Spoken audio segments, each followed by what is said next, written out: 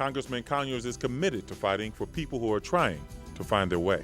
The final rights battles of the future are going to deal with economic parity.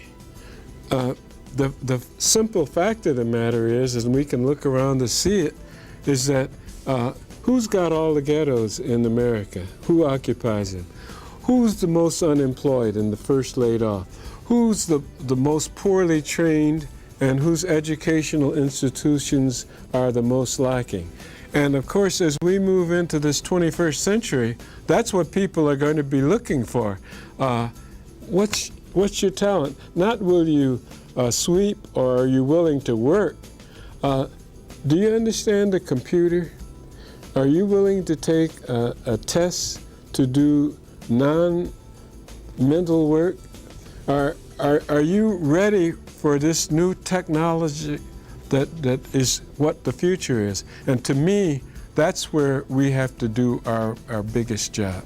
And in a global marketplace, he believes that the impact comes from a respect for the past, a celebration of the present, and a plan for resolving deep-rooted problems in this country.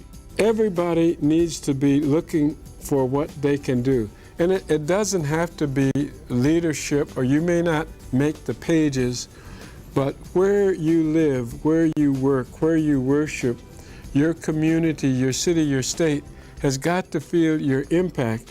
And of course, more and more, we're beginning to learn about the importance of the vote.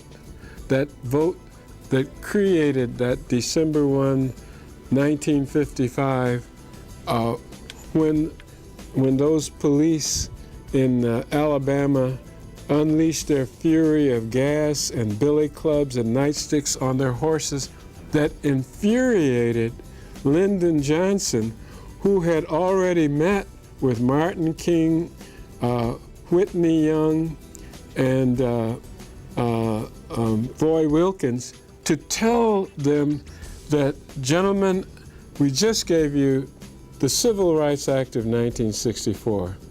I cannot go back to to a voting rights act. But when the country, like President Johnson, saw the horrible, unwarranted beatings, John Lewis was there, and all of the civil rights leaders, and it was brutal. He was so shocked that he called back to the Congress and said, I want the strongest voter rights act you can pass. That did it. And now, 40 years later, we're extending it. It's not permanent, but it does mean that we're going to have to organize and give the kind of leadership, but there is still a deep resentment.